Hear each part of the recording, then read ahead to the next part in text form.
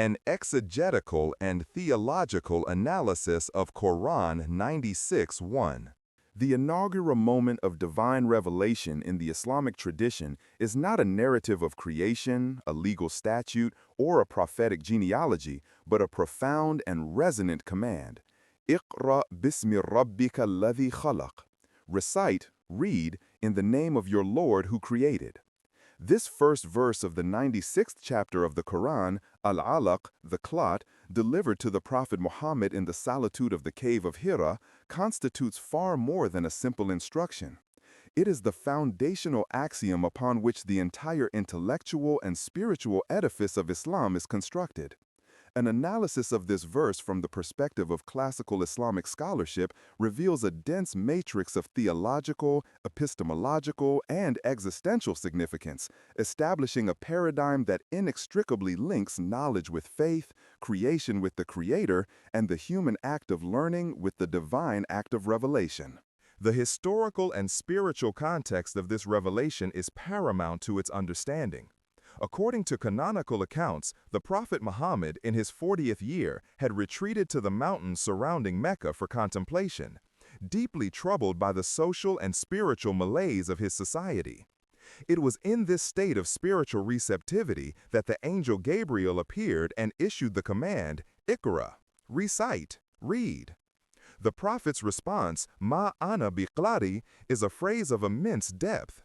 It is traditionally understood to mean, I am not a reader, a declaration of his unlettered state, which serves as a powerful testament to the miraculous and divine origin of the Quranic text.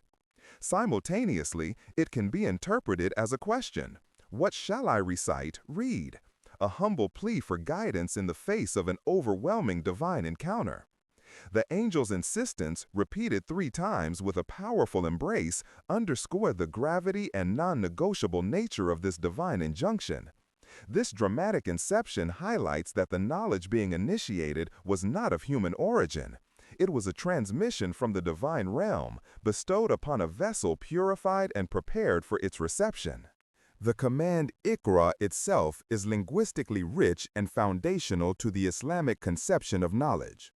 The Arabic root qr-nun encompasses a range of meanings, including to read, to recite, to proclaim, and to gather.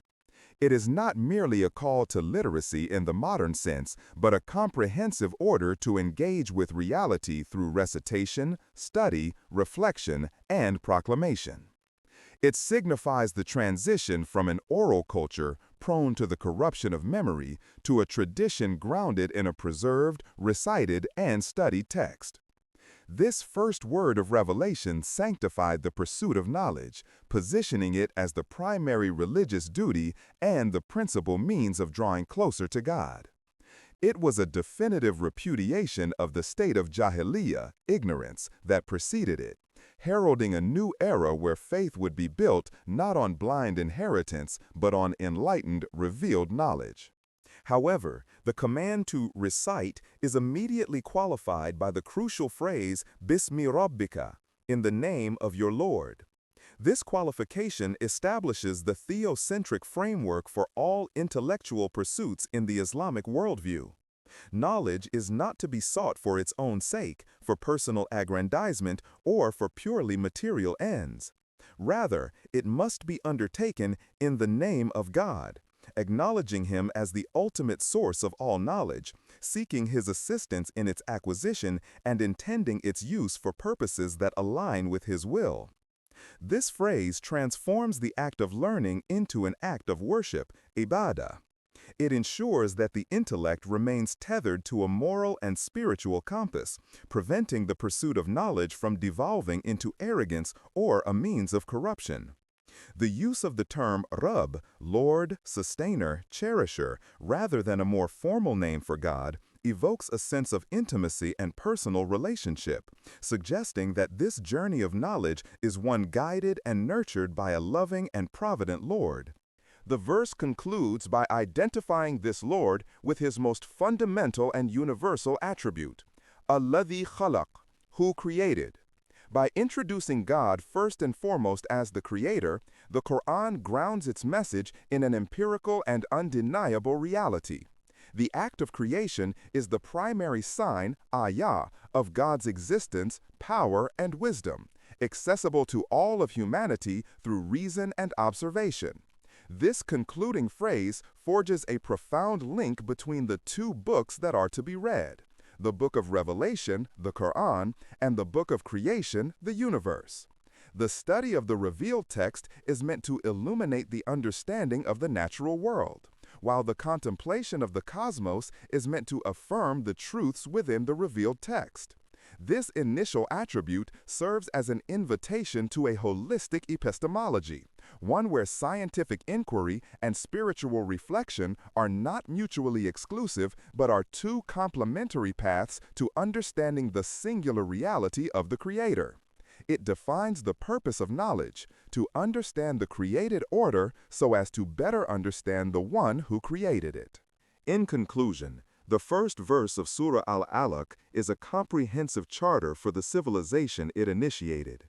It is a divine command that simultaneously launched a prophetic mission and established a lasting intellectual tradition.